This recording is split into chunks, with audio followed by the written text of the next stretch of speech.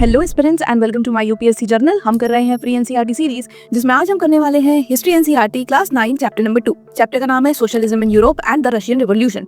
तो ये chapter divided है 2 पार्ट्स में। सबसे पहले पार्ट में हम पढ़ेंगे अबाउट सोशलिज्म इन यूरोप। इस चैप्टर में समझेंगे कि ये आइडियोलॉजी ऑफ सोशलिज्म यूरोप तक कैसे पहुंची और कैसे स्प्रेड हुई। वहीं पार्ट 2 यानी कि द रशियन रिवॉल्यूशन में हम समझेंगे इस रिवॉल्यूशन की causes and what were the results after this revolution. ठीक है, तो बहुत ही इंटरेस्टिंग चैप्टर है और हम इसे पढ़ेंगे एकदम स्टोरी लाइक फॉर्मेट में, ताकि आप आराम से सारा कुछ ही समझ पाओ। तो चलो फिर ये लेक्चर स्टार्ट करते हैं। तो शुरुआत करेंगे with the age of social change. तो बात करें अगर हम 18th सेंचुरी के पहले की, तो मोस्टली जो यूरोप में लोग थे दे लिव्ड इन मोनार्कीज और एम्पायर्स, यानी कि यहाँ पर कैसी फॉर्म ऑफ गवर्नमेंट थी, form of government in which the head was either a king और अ क्वीन। ठीक है, तो यूरोप में अभी तक ऐसा हमें गवर्नमेंट सिस्टम देखने को मिलता था। बट द फ्रेंच रिवॉल्यूशन जो कि हुआ था इन 1789, it introduce the idea of liberty, यानी कि फ्रीडम, इक्वालिटी विच मीन्स कि सारे लोग जो हैं इक्वली ट्रीट किए जाने चाहिए। Women, main, upper classes, lower classes, rich, poor, सबके पास जो राइट्स होते हैं वो सबके पास बराबर होने चाहिए। एंड फ्रेटर्निटी यानी कि जो सिटीजन्स हैं वो आपस में रहें with the feeling of brotherhood और फीलिंग ऑफ फ्रेंडशिप। तो यानी कि ये सारे ही आइडियाज आफ्टर फ्रेंच रिवॉल्यूशन धीरे धीरे अराउंड द वर्ल्ड स्प्रेड होने लगे थे।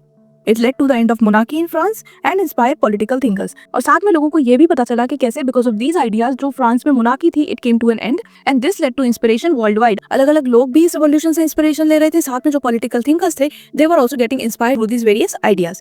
अब बात करें यूरोप की, तो यहाँ पर हमें देखने को मिले emergence of new ideas. Basically broadly 3 तरह की थिंकिंग थी जो हमें यहाँ देखने को मिली। तो इसमें सबसे पहले जानते हैं अबाउट लिबरल्स। लिबरल्स कौन थे? ये वो लोग थे जो ऐसा नेशन चाहते थे जहाँ पर जो गवर्नमेंट हो वो इलेक्टेड हो, बट ये लोग मोनार्की के भी अगेंस्ट नहीं थे। इनका बेसिक पर्पस था कि जो मोनार्की है, जो किंग है, उसके पास जो पावर्स हो वो लिमिटेड हो, उनके पास अनलिमिटेड पावर्स ना रहे। ठीक है, तो जब इलेक्टेड गवर्नमेंट आएगी तो पावर डिवाइड हो जाएगी, तो जो पावर है वो लिमिटेड हो जाएगी। ठीक है, इसके अलावा दे वांटेड इंडिविजुअल राइट्स, लोगों के अपने अलग पर्सनल राइट्स होने चाहिए जो कि लोगों को मिलने चाहिए, एंड फ्री मार्केट इकोनॉमी। साथ में दे अपोज्ड हेरिडिटरी प्रिविलेजेस जो कि अभी तक इस सोसाइटी में चले आ रहे थे। जो लोग रिच थे, जो नोबल्स थे, वो जनरेशन टू जनरेशन जो चीजें थी वो पास ऑन होती जा रही थी, तो these were also against it. Next were the radicals. ये कौन थे? They favoured government based on majority of country's population. इनका मानना था कि जो गवर्नमेंट होनी चाहिए वो वैसी होनी चाहिए जो कि मोस्टली जो हमारे कंट्री के सिटीजंस हैं, जो हमारी मैक्सिमम पॉपुलेशन है, वो चाहती है। साथ में they supported universal adult franchise, they were also in supports of women suffrage. ठीक है, तो ये लोग क्या चाहते थे कि गवर्नमेंट वो होनी चाहिए जो कि सारे ही सिटीजंस, जो मेजॉरिटी ऑफ सिटीजंस है, वो चाहते हैं। नंबर 3 वर कंजर्वेटिव्स। कंजर्वेटिव्स वो लोग थे जो कि यूजुअली बिलोंग करते थे टू द किंग्स फैमिली या फिर फ्रॉम द नोबल्स फैमिली, जो रिच लोग थे। ठीक है, तो ये अभी तक सारे प्रिविलेजेस ले रहे थे, इनको बेनिफिट्स मिल रहे थे, तो ये नहीं चाहते थे कि चेंजेस आए सोसाइटी में। इनका मानना था कि we should preserve traditional institute, जो चीजें जैसी चली आ रही हैं हमें उन्हें वैसे ही चलने देना चाहिए, हमें अपनी पास्ट की रिस्पेक्ट करनी चाहिए। बट जब इन लोगों को समझ आया कि नहीं भाई चेंजेस तो होंगे, तो इन्होंने अपना थॉट प्रोसेस चेंज किया और उन्होंने कहा कि ठीक है, changes are necessary, changes important है, बट ये जो चेंजेस हो रहे हैं ये कंट्रोल्ड वे में होने चाहिए and the process should be slow. ठीक है, तो ये मानना था कंजर्वेटिव्स का। क्यों? क्योंकि ये नहीं चाहते थे कि चेंजेस हो, because they were the rich, they were from the king family and they were the privileged one. ठीक है, तो ये हमने देख लिया 3 तरह का थॉट प्रोसेस जो कि हमें देखने को मिला है in the Europe. Moving forward, industrial society and social changes. अब देखो 18th सेंचुरी में क्या हो रहा था, ब्रिटेन में हो रहा था इंडस्ट्रियलाइजेशन। इससे नई नई इंडस्ट्रीज बन रही थी, बच्चों को, मेंस को, वुमेन को, इन सबको एम्प्लॉयमेंट मिल रहा था, लोग सिटीज की तरफ जा रहे थे, सिटीज ग्रो हो रही थी, इंडस्ट्रीज ग्रो हो रही थी। तो ये सारी ही चीजें हमें इस टाइम पीरियड में देखने को मिली। साथ में जो मिडिल क्लास थी it was also growing, because यहाँ से नए नए इंडस्ट्रियलिस्ट निकल रहे थे, बिजनेसमैन निकल रहे थे। तो इस टाइम पर हमें काफी सारा जो है इंडस्ट्रियलाइजेशन देखने को मिला। रेलवेज डेवलप हो रही थी, ट्रेड हो रही थी, तो ये सारा ही कुछ यूरोप में हो रहा था। बट इसके साथ कुछ डिमेरिट्स भी थे, कुछ इश्यूज भी थे, जैसे कि जो लोग वर्क कर रहे थे, जो वर्कर्स होते थे, they were getting poor working conditions, they were being exploited. उनको एक दिन में काफी ज्यादा घंटे काम करवाया जा रहा था, वेजेस उनकी बहुत कम थी और उनका एनवायरमेंट था बिल्कुल ही अनसेफ। ठीक है, तो उन्हें अनसेफ कंडीशन में काम करवा रहे थे, वेजेस बिल्कुल कम दे रहे थे, बहुत घंटे तक उन्हें काम करना पड़ रहा था, they were being exploited. So because of this ये जो वर्कर्स थे दे स्टार्टेड प्रोटेस्टिंग। इन्होंने प्रोटेस्ट करना स्टार्ट किया, इन्होंने अपने यूनियंस फॉर्म करना शुरू किया। तो अब हम देखते हैं डिमांड्स। तो जो वर्किंग क्लास थी they protested and forms association and unions. ये मैंने आपको बता दिया क्यों इन्होंने ये सब फॉर्म करे, क्योंकि जो इनकी वर्किंग कंडीशंस थी वो बहुत ही ज्यादा खराब थी। अब इनकी डिमांड्स क्या थी? तो ये चाहते थे कि जो वर्किंग आवर्स है वो कम हो, इट शुड बी रिड्यूस्ड, साथ में इनको बेटर पे मिले, इनका जो सेफ वर्किंग कंडीशंस मिले इनको। तो ये सारी ही इनकी डिमांड्स थी। अब अगर आप समझने की कोशिश करो तो ये सब हो क्यों रहा था? तो जो लोग इंडस्ट्रियलिस्ट थे, जो लोग कैपिटलिस्ट थे, जो ये सब कुछ ओन करते थे, उनका बेसिक पर्पस था अपना प्रॉफिट बनाना। तो वो ये जो वर्कर्स थे इनको कर रहे थे एक्सप्लॉइट, क्योंकि उन्हें पता था कि इनको मनी की रिक्वायरमेंट है, तो हम इनसे काम अच्छे से करवा सकते हैं। ठीक है,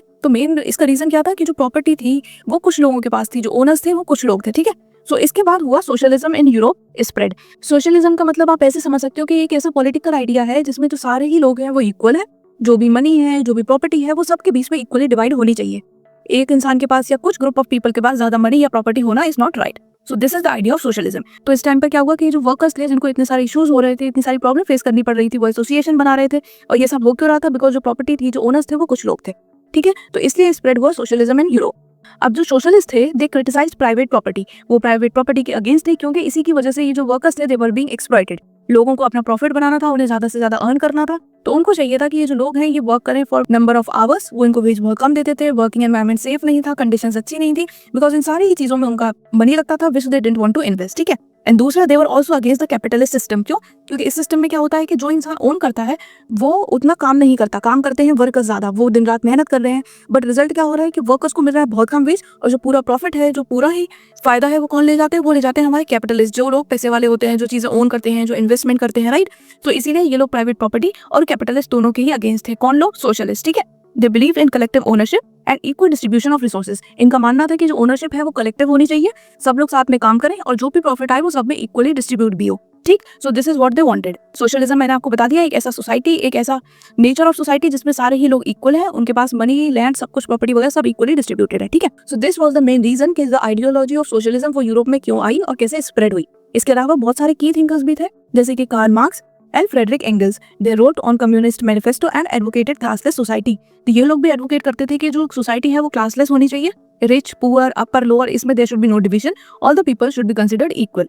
दे बिलीव्ड कि एक दिन ऐसा आएगा जब ये जो वर्कर्स हैं they will overthrow the capitalist class, ठीक है। तो इनका ये मानना था कि एक दिन ऐसा जरूर आएगा जब ये जो वर्कर्स हैं ये इतना परेशान हो जाएंगे कि ये जो वर्किंग क्लास है इसको ओवरथ्रो कर देंगे, ये सारा कंट्रोल खुद ही ले लेंगे।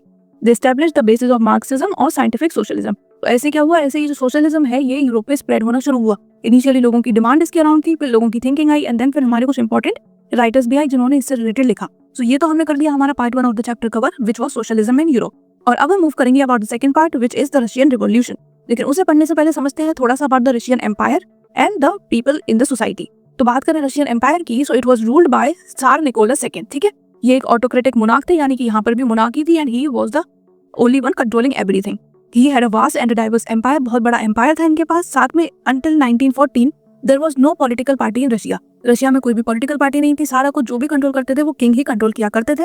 एंड साथ में लोगों के पास there were no democratic rights. जो किंग चाहते थे he can accordingly function according to his will, ठीक है। बात करें वहाँ के लोगों की, तो वहाँ पर हमें पीजेंट्स और वर्कर्स दोनों ही देखने को मिले, बट 85% ऑफ द पॉपुलेशन, यानी कि maximum of the majority of the people जो थे वो कौन थे? वो थे पीजेंट्स, जो कि फार्मिंग पर डिपेंड करते थे। लेकिन इसके बाद भी ये जो लैंड थी ये इक्वली डिस्ट्रीब्यूटेड नहीं थी। पीजेंट्स के पास बहुत ही कम लैंड थी, वहीं जो कुछ रिच नोबल्स थे उन लोगों के पास लार्ज पीसेस ऑफ लैंड थे, और ये लोग उनकी लैंड पर वर्क किया करते थे, ठीक। तो ये हमने देख लिया कि जो 85% लोग थे वो तो पीजेंट्स थे, और जो बचे हुए थोड़े बहुत लोग थे उसमें से कुछ लोग थे जो फैक्ट्रीज में काम करते थे, क्योंकि इस टाइम पर जो रशिया था वहाँ पर ज्यादा फैक्ट्रीज नहीं थी, बहुत ही लिमिटेड फैक्ट्रीज थी, और उसमें भी काफी लोग एंगेज थे, ठीक।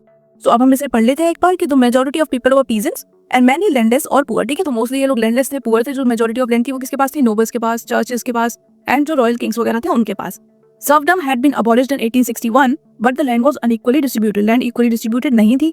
The workers were concentrated in small factories, बहुत ही कम थोड़ी फैक्ट्रीज थी, और वहां पर भी जो वर्कर्स थे they were many and they often went on strikes. और यहाँ पर भी जो लोग थे ये काफी बार स्ट्राइक्स पर जाते थे। क्यों जाते थे? क्योंकि वर्किंग कंडीशंस अच्छी नहीं थी, वेजेस उन्हें बहुत कम मिलती थी, और साथ में प्राइसेस जो थे वो बहुत ज्यादा बढ़ गए थे, और वेज उस अकॉर्डिंग नहीं बढ़ रही थी। तो इससे लोग जो फैक्ट्रीज में वर्क कर रहे थे उन्हें बहुत ज्यादा इश्यूज हो रहा था।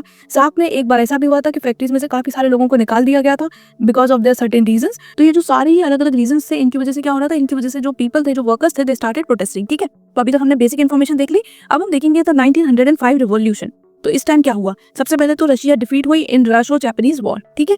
और इससे प्रोटेस्ट जो थे वो और ज्यादा स्पार्क हुए। क्यों? क्योंकि जब भी कोई वॉर होता है तो इकोनॉमिक क्राइसिस होती है, इन्फ्लेशन होता है, चीजों के प्राइसेस बढ़ जाते हैं। बट प्राइसेस बढ़ रहे थे, लोगों के पास उतना मनी ही नहीं आ रहा था, तो देयर वर फूड शॉर्टेज, लोग खाना नहीं खा पा रहे थे, बेसिक उनकी नेसेसिटीज पूरी नहीं कर पा रहे थे। तो इन सारी चीजों की वजह से जो प्रोटेस्ट थे वो स्टार्ट हो गए थे। साथ में फैक्ट्रीज का मैंने आपको ऑलरेडी बता दिया कि वर्किंग कंडीशंस अच्छी नहीं थी, काफी सारे वर्कर्स को निकाल दिया गया था फैक्ट्री से। तो ये अलग अलग रीजन थे। On January 22, 1905 bloody Sunday occurred. अब ब्लडी संडे को क्या हुआ था? ये जो प्रोटेस्टर्स थे ये पीसफुली प्रोटेस्ट कर रहे थे। तभी क्या हुआ? जो किंग के ट्रूप थे उन्होंने लोगों के ऊपर फायर स्टार्ट कर दिया। ये हुआ था एट पीटर्सबर्ग, और इसीलिए इस दिन को कहा जाता है the bloody Sunday. It triggered a wave of strikes and protest across the Russia. और इसके बाद रशिया में, पूरे ही रशिया में काफी सारे प्रोटेस्ट हुए, काफी सारे स्ट्राइक्स हुए। बट इसका कॉज क्या था? It was the bloody Sunday. इसको ब्लडी संडे इसलिए बोलते हैं क्योंकि they were peacefully demonstrating, they were peacefully protesting, and वहां पर किंग के लोग आए, they started firing on the people. और इसके बाद फिर एक वेव ऑफ स्ट्राइक्स आई, बहुत सारे स्ट्राइक्स हुए, बहुत सारे प्रोटेस्ट हुए अक्रॉस रशिया, ठीक। तो क्योंकि अब जो लोग थे उनको दिख रहा था कि king was misusing his power, without any reason उनके ऊपर फायरिंग कर दी, काफी सारे लोगों की डेथ हो गई। तो अब उनकी डिमांड थी कि एक पार्लियामेंट फॉर्म हो, यानी कि एक असेंबली ऑफ इलेक्टेड रिप्रेजेंटेटिव्स। ठीक, तो जब लोगों ने इतना ज्यादा प्रोटेस्ट किया, स्ट्राइक्स की, तो उसका रिजल्ट क्या हुआ कि फाइनली सार allowed the creation of parliament. Parliament को बोला जाता था दूमा, तो फाइनली ही अग्रीड कि चलो ठीक है, let's create a parliament, but soon he reduced it's power and dissolved it when it opposed him. But क्या हुआ कि जब ये लोग इनको अपोज करने लगे तो उन्होंने जो फर्स्ट दूमा क्रिएट हुई थी उसे उन्होंने डिसॉल्व कर दिया। उसके बाद सेकंड दूमा अपॉइंट हुआ, उसके मेंबर्स ने भी जब किंग के अपोज में कुछ कहा या इसकी पॉलिसीज के अगेंस्ट कुछ बोला तो इन्होंने उसको भी डिसॉल्व कर दिया। और बाद में जो थर्ड दूमा जो इलेक्ट हुआ वो हुआ था mainly of the conservatives. Conservatives वही लोग थे जो कि चेंजेस नहीं चाहते थे। तो नाउ जो कॉन्फ्लिक्ट थे between the king and the assembly वो कम हो गए थे, बिकॉज इसमें ज्यादातर सारे ही मेंबर्स कंजर्वेटिव्स से थे। ठीक है, तो ये देख लिया हमने कि पहली दूमा उन्होंने डिसॉल्व की, सेकंड भी डिसॉल्व करी, और थर्ड में मोस्टली जो मेंबर्स थे वो वही थे जो कि किंग चाहता था, जो उसे सपोर्ट करेंगे। ठीक है, the member from the conservatives. ठीक, इसके बाद हमें देखने को मिलता है द फेब्रुअरी रिवॉल्यूशन इन 1971। तो इसके इमीडिएट कॉजेस की बात करें तो सबसे पहले तो Russia participated in world war 1, जिससे कि जो इकोनॉमी थी वो और ज्यादा वर्सन हो गई थी। वैसे ही यहाँ पर ज्यादा फैक्ट्रीज नहीं थी, लोग एग्रीकल्चर के ऊपर डिपेंडेंट थे। बट जब ये वर्ल्ड वॉर हुआ तो जो रेलवेज थे वो भी रुक गए, जो फैक्ट्रीज थी उनका रॉ मटेरियल वगैरह सब आना खत्म हो गया, तो इससे लोगों को और ज्यादा इश्यूज आने लगे। साथ में जो सोल्जर्स थे दे वर पुअरली इक्विप्ड, उनके पास प्रॉपर जो इक्विपमेंट्स थे वो नहीं थे। साथ में उनको फोर्सफुली भेजा जा रहा था कि आपको लड़ाई करनी है। जो भी लोग अवेलेबल थे, जिनसे भी लगता था कि yes they can fight, they were being sent to fight. इससे भी बहुत सारे हेवी लॉसेस हो रहे थे, millions of people died and a lot were injured. और इसके साथ ही क्योंकि द आर्मी वाज फाइटिंग, तो जो भी फूड होता था वो उनके लिए भेज दिया जाता था। इसकी वजह से फूड शॉर्टेज हो रही थी सिटी में, इन्फ्लेशन हो रहा था, प्राइसेस बढ़ रहे थे, लोगों के पास अर्निंग नहीं थी। तो these were the immediate causes of the February revolution. अब इसमें हुआ क्या है, इसमें जो वर्कर्स थे और जो वुमेन्स थी they started striking in February. ठीक है, इसके बाद किंग ने आर्मी से कहा, पुलिस से कहा कि लोगों के ऊपर फायर कर दे, but they refuse to fire on the protesters. इसके अलावा उन्होंने भी अपना एक यूनियन फॉर्म किया, उन्होंने भी इन लोगों को ज्वाइन कर लिया, दे जॉइन द रिवॉल्यूशन। और इसके बाद क्या हुआ, the most important thing that finally सार वाज एब्डिकेटेड ऑन 2 मार्च 1917, यानी कि उनसे कहा गया कि अब जो उनकी पावर है, जो उनकी पोजीशन है, उन्हें वो छोड़नी पड़ेगी। And finally he left it on 2 मार्च। तो यानी कि अब जो मोनार्की था it was over, monarchy Russia से खत्म हो चुका था और अब एक प्रोविंशियल गवर्नमेंट बनाई गई थी सारी ही चीजों को कंट्रोल करने के लिए, लैंड इक्वली डिवाइड करने के लिए और प्रॉपर फंक्शनिंग लाने के लिए, इन्फ्लेशन कम करने के लिए, ये सारा कुछ करने के लिए अब there was a provincial government. साथ में जो वर्कर्स और जो सोल्जर्स की काउंसिल्स थी जो उन्होंने अपने अलग अलग बनाई थी, दे आल्सो गेन पावर, वो भी इंपॉर्टेंस में आ गई। ठीक है, तो सबसे इंपॉर्टेंट चीज क्या हुई थी आफ्टर फेब्रुअरी रिवॉल्यूशन, कि जो मोनार्की था it ended and a provincial government was created. अब देखो, जो भी चीजें थी which were expected by the provincial government वो सारी फुलफिल नहीं कर पा रहे थे। ठीक है, so this led to the October revolution in 1970। The provincial government fail to end the war and redistribute land. ना तो वो वॉर एंड कर पाए और ना ही लैंड को रीडिस्ट्रीब्यूट कर पाए। तो ऐसे टाइम पर व्लादिमीर लेनिन और बोल्शेविक ने सोचा कि अब हम ही को कंट्रोल लेना पड़ेगा and then we will do all this work. तो इन्होंने क्या किया, इन्होंने एक पूरा ही प्लान बनाया। प्लान किस चीज का, टू सीज द पावर, ताकि अब जो पावर है ये लोग कंट्रोल कर पाए और ये सारा ही फंक्शनिंग प्रॉपर ला पाए। ठीक है, साथ में इन्होंने कुछ इंपॉर्टेंट स्लोगन भी दिए, जैसे कि peace, land and bread, all power to the Soviets. ठीक है, तो ये थे कुछ इनके स्लोगन्स। नाउ अक्टूबर रिवॉल्यूशन के की इवेंट्स क्या होते हैं, तो सबसे पहले तो 25 अक्टूबर 1917 बोल्शेविक्स ओवरथ्रू द प्रोविंशियल गवर्नमेंट। तो इन्होंने जो प्रोविंशियल गवर्नमेंट थी उसको ओवरथ्रो कर दिया एंड सारा ही कंट्रोल इन्होंने ले लिया। They took over the control of bank, military and communication system. So all the control from banks to lands to communication सब कुछ इनके पास अब आ चुका था। अब क्या चेंजेस हुए इस रिवॉल्यूशन के बाद, तो सबसे पहले तो जो बैंक्स थी और जो इंडस्ट्रीज थी उनको इन लोगों ने नेशनलाइज कर दिया। वो अब इंडिविजुअल की प्रॉपर्टी ना रहकर पूरे नेशन की प्रॉपर्टी हो गई थी। साथ में land was redistributed among peasants. Peasant के बीच में जो लैंड थी उसको दोबारा इन्होंने डिस्ट्रीब्यूट किया। सभी लोगों को लैंड मिली, जिन लोगों के पास ज्यादा थी उनसे इन्होंने लैंड ले ली, specially the nobles. And number 3, Russia was pulled out of world war 1, जो कि हमारी प्रोविंशियल गवर्नमेंट नहीं कर पा रही थी वो इन लोगों ने कर दिया। रशिया को इन्होंने वर्ल्ड वॉर 1 से पुल आउट कर लिया बाय साइनिंग अ ट्रीटी। ठीक है, विद जर्मनी। तो ये इंपॉर्टेंट चीजें हुई आफ्टर द अक्टूबर रिवॉल्यूशन। और इसके साथ ही सिविल वॉर ऑल्सो स्टार्टेड। अब सिविल वॉर क्या होता है, तो जब भी एक ही नेशन या एक ही कंट्री के लोग, दो अलग अलग ग्रुप या दो अलग अलग कम्युनिटीज आपस में लड़ाई करती हैं जो कि एक वॉर की तरह लगती है, उसी को कहते हैं सिविल वॉर। अभी सिविल वॉर किन के बीच में था, ये था जो राजा वाली फैमिली को बिलोंग करते थे, जो रिच पीपल थे, जो नोबल्स थे, जो चर्चेस को बिलोंग करते थे, उनके बीच में, जिन्हें कहा गया था व्हाइट्स, और था बिटवीन द रेड्स यानी कि बोल्शेविक। ठीक है, तो इन दोनों के बीच में एक सिविल वॉर स्टार्ट हो गया था एंड फाइनली इसमें बोल्शेविक जीते थे, but this led to the death of million of people. ठीक, तो सिविल वॉर किसके बीच में हुआ था, एक व्हाइट्स और रेड थे बोल्शेविक, और व्हाइट थे वो लोग जो कि रिच थे, हाई सेक्शन को बिलोंग करते थे, belong to the king's family, nobles, ये सारे लोग। तो जिनकी पावर ले ली गई थी तो वो फाइट बैक कर रहे थे to get the power. Bolshevik already in power थे तो they were fighting to keep that power and finally they won. But इस पूरे ही प्रोसेस में बहुत सारे लोगों की डेथ हुई, बहुत सारी कैजुअलिटीज हुई। ठीक है, तो इस चैप्टर में हमने सब कुछ ही पढ़ा, from socialism in Europe to Russian revolution. कहीं भी कोई भी डाउट हो तो कमेंट में पूछ लेना। साथ में लेक्चर कैसा लगा ये बताना बिल्कुल मत भूलना। अब मैं आपको मिलूंगी नेक्स्ट वीडियो में। Till then bye bye, take care, पढ़ाई करते रहो।